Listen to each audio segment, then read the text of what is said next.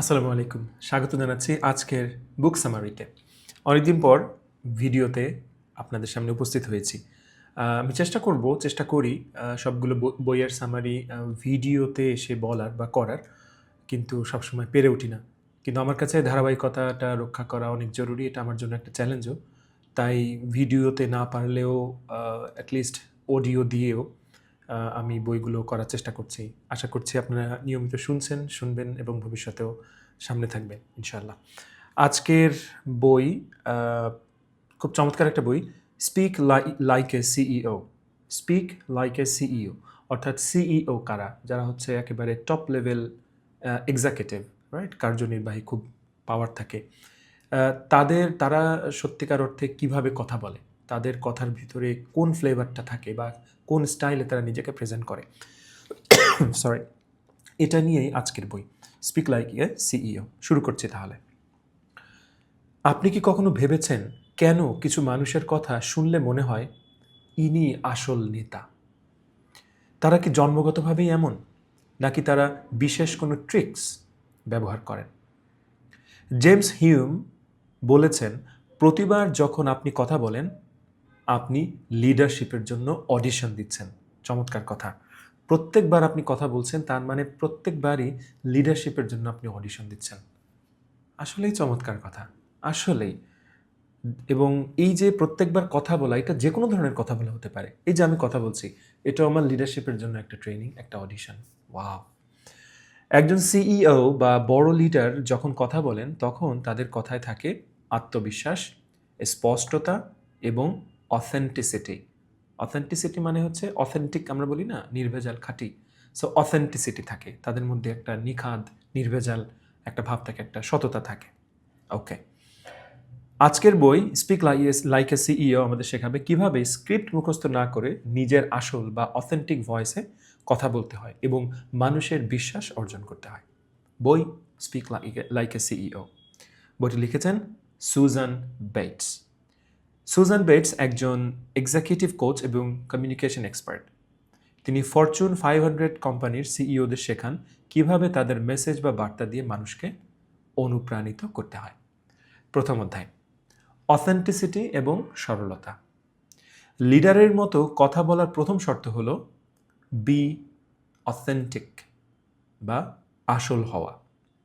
মানুষ রোবট পছন্দ করে না, মানুষ পছন্দ করে মানুষকে। বারাক ওবামা কেন এত জনপ্রিয়? কারণ তিনি স্ক্রিপ্টের বাইরে গিয়ে মানুষের সাথে ইমোশনালি কানেক্ট করতে পারেন। এটা খুব পাওয়ারফুল একটা জিনিস। দ্বিতীয়ত, কথা হতে হবে সহজ, সিম্পল। সিইওরা জটিল কথা বলেন না, তারা বড় আইডিয়াকে সহজ ভাষায় বলেন। অ্যাব্রাহাম লিঙ্কন গেটিসবার্গ অ্যাড্রেস মাত্র 3 মিনিটের ছিল। অ্যাব্রাহাম লিঙ্কনের গেটিসবার্গ অ্যাড্রেস, এটা অনলাইনে পাবেন। এটা মাত্র 3 মিনিটের ছিল, এই যে ভাষণ বা বক্তব্য যেটাই হোক, কিন্তু তা ইতিহাসে অমর হয়ে আছে। জটিল শব্দ ব্যবহার করে স্মার্ট সাজার চেষ্টা করবেন না। আপনার মেসেজ যত সহজ হবে মানুষ তত বেশি মনে রাখবে। আমরা উল্টা চিন্তা করি, তাই না? My goodness. তো এখান থেকে আমরা জানলাম নিজের আসল রূপ দেখান এবং জটিল কথা সহজ করে বলুন।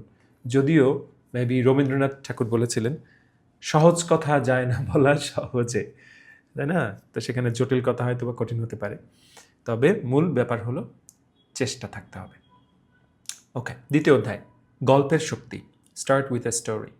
বক্তৃতা বা প্রেজেন্টেশন শুরু করার সেরা উপায় হলো গল্প।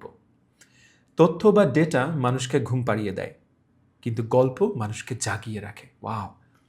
তবে মনে রাখবেন, গল্পের হিরো আপনি হবেন না। গল্পের মাধ্যমে আপনি কি শিক্ষা পেয়েছেন সেটাই ফোকাস করুন। ধরুন আপনি প্রোডাক্টিভিটি নিয়ে কথা বলছেন, শুধু সংখ্যা না বলে বলুন, আমাদের একজন ডেলিভারি ড্রাইভারের গল্প বলি যিনি বৃষ্টির মধ্যেও প্যাকেট পৌঁছে দিয়েছিলেন। অ্যামেজিং ব্যাপার। এতে মানুষ ডেটার সাথে ইমোশনালি কানেক্টেড হবে। এখান থেকে আমরা জানলাম ফ্যাক্টস বা তথ্যের সাথে ফিলিংস বা অনুভূতি যোগ করার জন্য গল্প বলুন। তৃতীয় অধ্যায়, মিটিং বা ইনক্লুসিভ ল্যাঙ্গুয়েজ। মিটিং লিড করার সময় সিইওরা কখনো একতরফা কথা বলেন না। তারা ব্যবহার করেন ইনক্লুসিভ ল্যাঙ্গুয়েজ, যেমন আমি না বলে আমরা, আমাদের, চলো করি, এই ধরনের কথা বলেন। এতে টিম মেম্বাররা মনে করে তারা সবাই এক দলের সদস্য। মিটিংয়ে যারা চুপ থাকে তাদের কথা বলার সুযোগ করে দিন। বলুন, তানভীর, আমি খেয়াল করলাম তুমি চুপ আছো, তোমার মতামত কি? একজন ভালো লিডার নিজে কথা বলার চেয়ে অন্যের কথা শোনাতে বেশি আগ্রহী থাকেন। দারুণ একটা লার্নিং। আর আমরা লিডার বলতেই বুঝি বেশি বকবক করা, বেশি বলা, যে বেশি বলতে পারে সেই লিডার। আসলে সত্যিকারের লিডারশিপ নিহিত আছে আপনার শুনতে পারার মধ্যে। এখান থেকে আমরা জানলাম মিটিং মানে শুধু বস হিসেবে হুকুম দেওয়া নয়, বরং সবার মতামত নিয়ে ঐক্যমতে পৌঁছানো। ওকে, চতুর্থ অধ্যায়, মিডিয়া হ্যান্ডলিং এবং ফ্ল্যাগিং। সাংবাদিক বা মিডিয়ার সামনে কথা বলার সময় সিইওরা বেশ কিছু টেকনিক বা বিশেষ টেকনিক ব্যবহার করেন। এর একটি হলো ফ্ল্যাগিং। যখন আপনি গুরুত্বপূর্ণ কিছু বলতে চান তখন বলুন, সবচেয়ে জরুরি বিষয় হলো, বা এটা মনে রাখা দরকার যে। এটি শুনলে মানুষ এবং রিপোর্টাররা নড়েচড়ে বসে। আরেকটি টেকনিক হলো ব্রিজিং। যদি কেউ অস্বস্তিকর প্রশ্ন করে তবে সরাসরি উত্তর না দিয়ে আপনার মূল কথায় ফিরে আসুন। বলুন, এটা একটা ভালো প্রশ্ন, তবে আসল বিষয়টা হলো, তারপরে আপনি সেটা বলবেন। এখানে নো কমেন্ট বলবেন না, অর্থাৎ কারো কোনো প্রশ্নে নো কমেন্ট বা মন্তব্য নাই, মন্তব্য করতে চাই না, এই টাইপ কথা আপনি বলবেন না।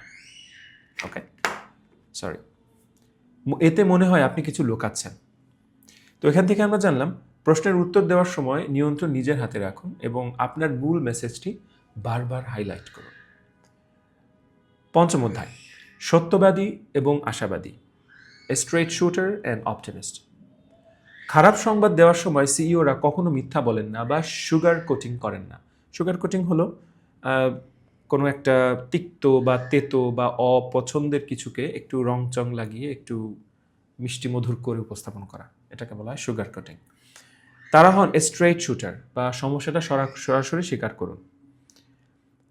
আমাদের কোম্পানি লসে আছে, এটা লুকাবেন না, কিন্তু একই সাথে হন অপটিমিস্ট বা আশাবাদী। সমস্যা স্বীকার করার পর বলুন, পরিস্থিতি কঠিন, কিন্তু আমাদের প্ল্যান আছে এবং আমরা এটা কাটিয়ে উঠব। কি চমৎকার! লিডারের কাজ হলো অন্ধকারেও আলোর পথ দেখানো। এখান থেকে আমরা জানলাম সত্য বলুন, কিন্তু আশা হারাবেন না। বাস্তবতা এবং আশাবাদের ভারসাম্য বজায় রাখুন। তো এই ছিল আজকের বই, স্পিক লাইক এ সিইও। আমাদের শেখায় যে লিডারশিপ কোনো টাইটেল নয়, এটা একটি কমিউনিকেশন স্কিল। আসুন এক নজরে দেখে নিই এই বইয়ের বা আজকের বইয়ের মূল শিক্ষাগুলো। প্রথম শিক্ষা, আসল হন বা অথেন্টিক হন। স্ক্রিপ্ট ঝেড়ে ফেলে নিজের গলায় কথা বলুন। 2, গল্প বলুন, ডেটার চেয়ে গল্প বেশি শক্তিশালী। 3, আমরা বলুন, আমি না বলে আমরা বা আমাদের, এটা ব্যবহার করুন, এটা আমাদের কোম্পানি, এটা আমরা চেষ্টা করছি, আমরা করব, এরকম আমরা, আমার কোম্পানি, আমি দিয়েছি, আমি চেষ্টা করছি, আমির ব্যাপারটা সরিয়ে রেখে আমরা প্লুরাল নিয়ে আসুন, ফার্স্ট পারসন প্লুরাল। এবং আশা দেখান, কঠিন সময়েও সমাধানের পথ এবং আশা দেখানোই একজন লিডারের কাজ। ওকে, সো কিছু কোয়েশ্চেন রয়েছে, আমরা একটু কোয়েশ্চেনগুলো পড়ি, হ্যাঁ, আপনারা অ্যান্সার দিবেন। ওকে, প্রথম প্রশ্ন, জেমস হিউম কথা বলাকে কিসের সাথে তুলনা করেছেন? 1, গান গাওয়ার সাথে। 2, লিডারশিপের জন্য অডিশন দেওয়ার সাথে। এবং 3, অভিনয় করার সাথে। অডিশন, ভেরি গুড, 2 নাম্বার সঠিক উত্তর। বক্তৃতা শুরু করার সেরা উপায় হিসেবে লেখক কি সাজেস্ট করেছেন? প্রথম একটা হচ্ছে জোকস বলা, 2 হচ্ছে গল্প বলা, এবং 3 চুপ করে থাকা। অফকোর্স গল্প। 3, তৃতীয় প্রশ্ন, ইনক্লুসিভ ল্যাঙ্গুয়েজের উদাহরণ কোনটি? আমি এটা করছি, নাকি তোমরা এটা করো, নাকি আমরা এটা করব বা আমাদের লক্ষ্য? তৃতীয়টা, ইয়েস। চতুর্থ প্রশ্ন, মিডিয়ার সাথে কথা বলার সময় ফ্ল্যাগিং টেকনিকটি কি? পতাকা উড়ানো, নাকি গুরুত্বপূর্ণ কথা বলার আগে বিশেষ ফ্রেজ ব্যবহার করে মনোযোগ আকর্ষণ করা, যেমন সবচেয়ে জরুরি হলো, বা এটা মনে রাখা জরুরি যে, নাকি হাত নাড়ানো? Second one. সবচেয়ে বেশি জরুরি কথা, সবচেয়ে জরুরি কথা হলো যে এই টাইপ কথা ব্যবহার করা। অ্যান্ড দ্য লাস্ট কোয়েশ্চেন, খারাপ সংবাদের সময় একজন লিডারের ভূমিকা কী হওয়া উচিত? মিথ্যা বলা, নাকি সত্য বলা এবং একই সাথে আশাবাদী থাকা, নাকি পালিয়ে যাওয়া? দ্বিতীয়টা, সত্য বলা এবং একই সাথে আশাবাদী থাকা। So that's it. সম্ভব হলে পুরো বইটি পড়বেন। একটা বইতে আসলে একজন লেখকের নানান রকম দৃষ্টিভঙ্গি, নানানভাবে, নানান উপমা, নানান রকম অ্যানালজি, নানান ফিলসফি দিয়ে তিনি বইটি লেখেন, তাই না? সেখান থেকে আমরা কেটে ছেটে মূল কথাগুলো তুলে আনি ঠিকই, কিন্তু আসলে সত্যিকারের বইয়ের যে ফ্লেভার, পূর্ণাঙ্গ যে একটা মানে সেন্স অফ ফুলফিলমেন্ট আসে একটা বই পড়লে, সেটা কিন্তু এই অডিওতে আসে না, রাইট? বা আসবে না, আমার কাছে সেটা খুবই, আমি বিশ্বাস করি। বাট তারপরেও এটা করছি কারণ একেবারে কিছু না পড়ার থেকে কিছু জানলেন, পড়লেন। আজকে যারা বইটি শুনছেন, আপনাদের মধ্যে যদি একটা আগ্রহ জাগে যে বাহ, বইটি তাহলে পুরো বইটি না আরও কত সুন্দর, পড়লে আমার আরও অনেক কিছু জানার থাকবে, শেখার থাকবে, এই আগ্রহটা যেন আপনাদের মধ্যে আসে, এটাই হচ্ছে আমাদের উদ্দেশ্য। তো ভালো থাকুন, দেখা হচ্ছে, কথা হচ্ছে পরের বইতে। বাই।